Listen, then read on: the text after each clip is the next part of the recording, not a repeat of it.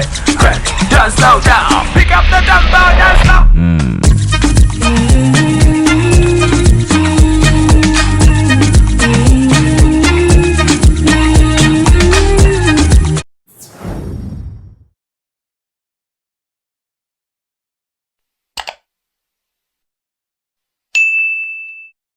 Hey lovelies, thank you for clicking on another one of my videos. I'm Monde, the lilac feather, and welcome to my YouTube channel. Before I go too far, I just want to say thank you so much for the response on my first video. You guys really went all out. The subscriptions, the likes, the comments, I really appreciate each and every one of you, and it just boosted my confidence on this second video, and I'm just so appreciative, and I just wanted to say thank you. For today, I'm going to be doing a little Q&A. Hey, that kind of rhymed. Today, Q&A. I asked you questions on my Instagram. Questions you would like for me to answer on this channel, and I received quite a bit of questions, so I'm going to try and answer as many as I can. So let's jump right into it.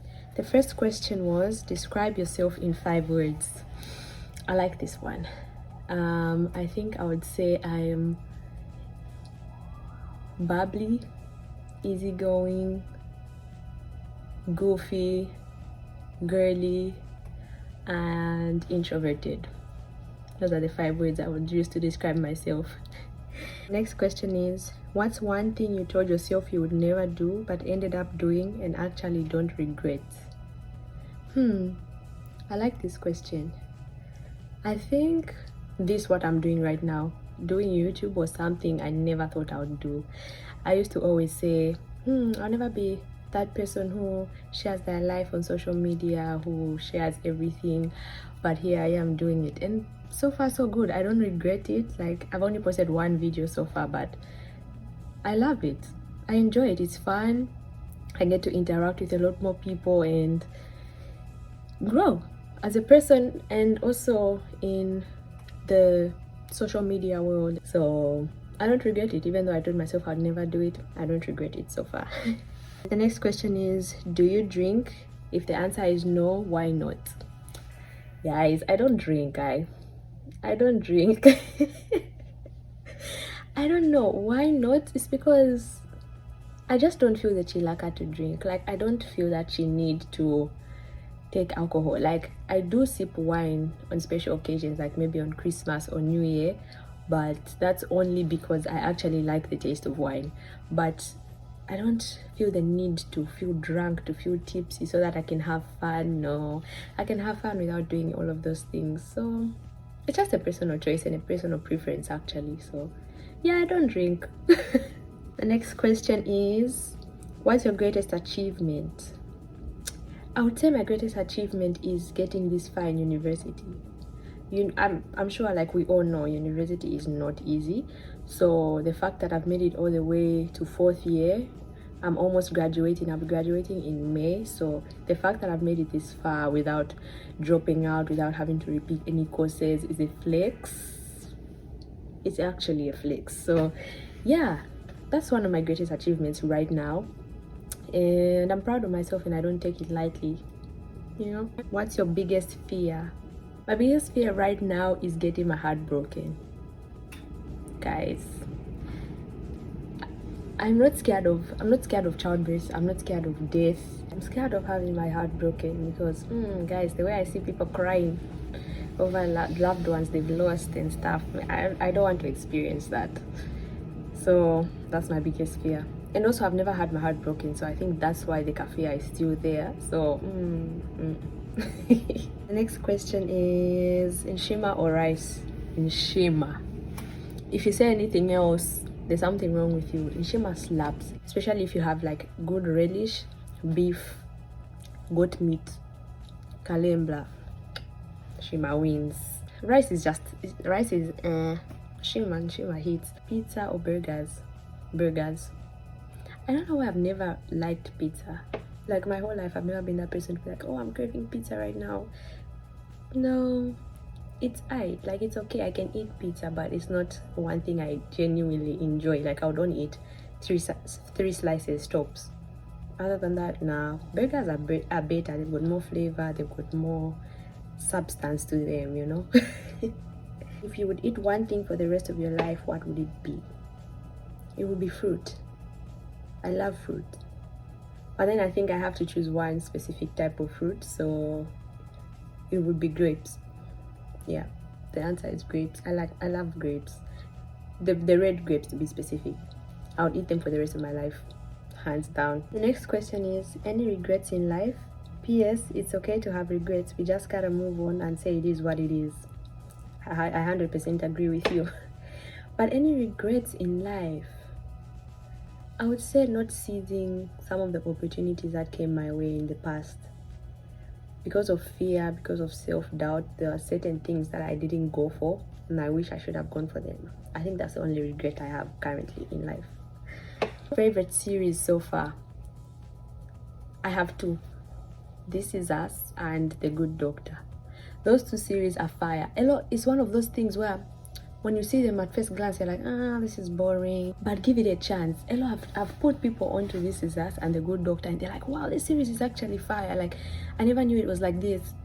You see, just try these things. This Is Us, The Good Doctor. I love those two. And currently, I've also been watching Grownish because it's very relatable to me. They are college students, seniors. I love it because it's relatable. But my two favorites are This Is Us and The Good Doctor. Try them out and come comment in the section if you like them as well. Braids or wig? Braids hands down. I just think braids last longer. They're easier to manage. The hair growth is real after a while.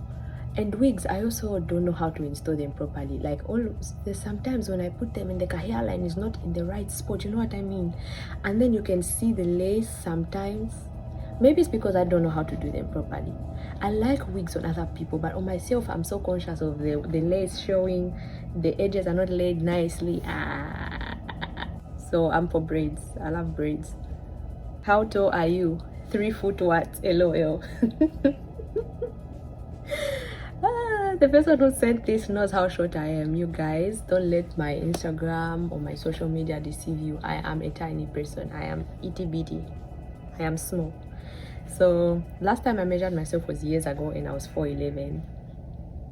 4'11". Can you imagine? I don't even say that. Like, when people ask me how tall I am, I say at least 5'1", because I can't be saying 4'11" at my age. You guys, it's embarrassing. But I've probably grown since the last time I measured myself, and I might actually be 5'1". So 5'1". Do you think true love exists in this generation? I think it does if you're willing to put in the work and the commitment. The thing with this generation is we want instant things and we get bored easily. You know what I mean? So when it comes to true love, you have to be committed. You have to be willing to put in the work, put in the constant communication, the commitment. Every single day you have to choose that person. So if you're willing to do that, it exists. You guys will be together for the rest of your lives, but we get too bored and we are lazy and we don't want to put in the work and the effort. So do with that what you will. That's what I think. What do you guys think? Comment down below. Next question is, what are you studying in uni? I'm studying psychology and I love it. It's something that doesn't even feel like school. Like, when I'm learning, when I'm studying, when I'm doing my research, I genuinely enjoy what I'm doing. So yeah. How did I get to start studying psychology? It wasn't my first choice. I always wanted to do architecture, but this school didn't have it, and I thought civil engineering would be similar. Biggest mistake of my life. Hated every second of it. Hated it. I don't know if it was because of my first professors. I don't know if it's because of the math. The math wasn't even bad. Like, I was surviving the math, but I hated it. I was like, I don't know if I want to do this for the rest of my life. And so I just decided to try an intro to psychology class. Fell in love. I was like, this is so interesting, this is so intriguing, and I would actually be able to help people with this degree, you know what I mean? So that's what I'm studying. Love it, have the passion for it, and I'm excited to use it in the real world, especially Zambia, because I feel it's needed. It's very much needed. There's a big gap of mental health awareness and resources in our country. So I'd love to make a difference. How has it been learning in another continent? Have you faced any racism problems or any identity problems? Love this question. This question just shows how concerned and how much you care about how I'm doing, so I appreciate that. But it has been interesting learning here. It hasn't always been easy, especially the first time I came here. I was just like a lost puppy. Just walking. I didn't know what to do. I didn't know how to communicate, where to go. It was it was a huge cultural shock. And when they call foreigners an alien, I know exactly what that means, because you literally feel like you're on a different planet. No jokes. But yeah, in the beginning it was difficult. But a good thing about it was I was able to find people who are in the same boat as me. So I connected with other international students who traveled for the first time. So we got to learn together all these things when we were lost. And if we had a place to go, like want to buy groceries, we would go together so that we don't get lost alone, you know what I mean? So finding people who are in the same boat as you helped me, and also just putting myself out there and asking the questions that I needed to ask, because you can't survive in a foreign country alone without asking for help. I had to really just gain confidence and be like, okay, I need help, I don't know what I'm doing. That also helped me. Have I faced any racism problems?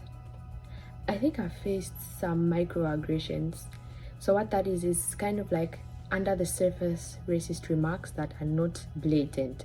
So basically it's just, I've experienced things like, oh, do you guys live in huts in Africa? Or how come you speak so well? Or so you know how to braid hair, or things like that. You know, those are questions that may be genuine, but they have like a under the tone, something's not right, like, why are you asking me this? You know what I mean? I've experienced that kind of thing, but like blatant racism, no, praise God, I haven't experienced that. So yeah, when I came here, I had to learn immediately that my skin color matters. In Zambia, I'm just Monday, I'm just a girl. All of us look the same. Majority of us look the same. But here, all of a sudden, I'm a black girl. Not only a black girl, I'm an African girl. So my differences were more highlighted once I came here, and it was something that I had to learn and be more aware of, I would say. Any identity problems? Not really. I'm very confident in who I am and where I come from. The only thing I would say is sometimes my accent switches, but that's just an adaptation to my environment. It's not an identity issue. But other than that, no. Next question is, what do you do when you miss home? Oh, I get so homesick. The food. I dream about Nshima sometimes. I miss the food. I miss the hot weather. I miss my people, my culture. I get so homesick. So what I do is basically, there's a truck passing outside. So what I do is I just call friends, I call family, I look back at my memories on Snapchat. That's pretty much all I can do, you know. Homesickness is real. Don't let anyone tell you it's not real, or don't downgrade it. It's real, and it can really cause a lot of other problems. So yeah. How do you deal with temptations as a Christian, and how has your Christian journey been? I love this question. It's not easy. It is not easy fighting temptations. How I've dealt with it, I would say, is surrounding myself with people who have the same morals and values that I do. Especially being in university, you have all the freedom, you have all the space to do everything and anything under the sun. So surrounding yourself with people who actually have the same values, have the same morals, have the same boundaries you do helps, because they can remind you like, we're not supposed to be doing this, we're not supposed to be doing that. But then when you're with people who just do anything, everything, it's very easy for you to fall into the same lifestyle. Very easy. So I would say that's the main thing. Another thing is also just knowing who I am and knowing why I live the life that I live. I'm not just doing it just to have a good reputation. I'm doing it because I love God. I want to obey him. I want to live righteously, you know what I mean? So knowing why and having the right people around me, I would say, is the main ways I've been able to fight these temptations. How has my journey been as a Christian? Well, I've been Christian almost my entire life, so there have been ups and downs. There's this misconception where people think once you become Christian, life is simple, like God will do everything for you. No, if anything, it's the opposite. That's when the enemy tries, like deliberately tries to steer you the other way. But that's when you tap into the grace of God and know that you can't do it on your own. It's by his strength and by his might. And also, we are all human, we all make mistakes. Try to live righteously, and when you do make mistakes, just run back to him immediately. Even while we are in the act, just run back to him. And yeah, I would say that's how my journey has been. It has been lovely also. Obeying God, you'll never have any regrets. He has pushed me. He has pruned, is that the word? He has cut out the tuma things that are not supposed to be in me, and I have grown so much. So the whole journey has been nice. It has been nice. No regrets whatsoever. Why the name Lilac Feather? Well, I love the color lilac. I love purple. If you know me, purple everything. I love purple everything, and lilac is my favorite shade. And I would describe my personality as light, as easygoing, as free. I don't go with the wind, but I am free. I'm a free-spirited person, so I thought feather made sense. So lilac feather. There's really no deep story behind it. I'm sorry if that's what you were expecting, but no, I just thought it was cute. Period. How did you work on your confidence? Because it's inspiring. Also, I really loved your first YouTube video. Thank you so much for liking the first video. Thank you so much. It was so scary for me, and I really appreciate that you guys liked it, so thank you for that. How I worked on my confidence, this question hit home because I have had confidence issues for a long time. Like it hadn't come easy. There was a lot of asking God to show me the root of the issue. There was also a lot of digging deep into myself, into the parts that I didn't want to address. There was also a lot of being aware of the things that I internalized that were not true. So you know how certain things people say about you, and then you start to believe them. I think that's how the problem started.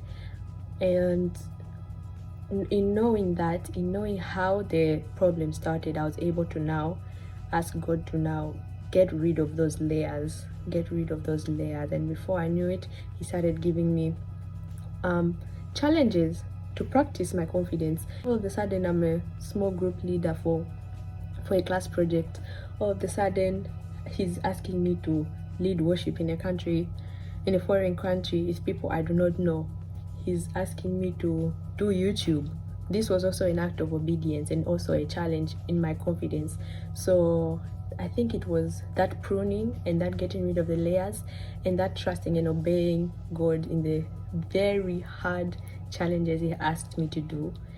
In doing those challenges, I gained more confidence, and it's still a work in progress. I wouldn't say I have gotten to where I want to be, but I'm still a lot better than I was even just last year, you know what I mean? So I appreciate you asking this question and seeing the growth. Thank you very much. And then I also got a few comments like, not a question, you are gorgeous, why are you so pretty, how are you this stunning? Thank you guys. Yay, you're making me blush. I was like, what? Thank you very much. I just wanted to mention these comments because they actually made me blush, so I appreciate. And there was also a question asking for my skincare routine. First of all, what? The fact that you think I have good skin, I would actually cry. If you knew the things my skin has gone through, you wouldn't believe it. So I would share. I think I'll actually have a specific video of my skincare routine, what I do, how I maintain my breakouts. I have extremely sensitive skin, extremely acne prone, extremely prone to scarring, everything under the sun. My skin my skin goes through. So I think I'll have a specific video talking about my skincare journey, the things I use and all of that. But just to answer this question fast just for this video, I would say cleansing morning and night, sunscreen every day. These two things have really helped my skin at least be at bay, you know. So those were a few questions that you guys asked me. I answered them as truthfully as possible. I didn't get through everything, but I tried to get to as many as I could. So yeah, thank you for watching. I hope you enjoyed. I hope you learned a little bit more about me through these questions. If you have any more questions, you can comment them down below. If there's something you agreed with or didn't agree with, you can still comment them. We can have a discussion in the comment section. But thank you for asking me these questions, and I hope you enjoyed this video. Don't forget to like, comment, share and subscribe and join the family.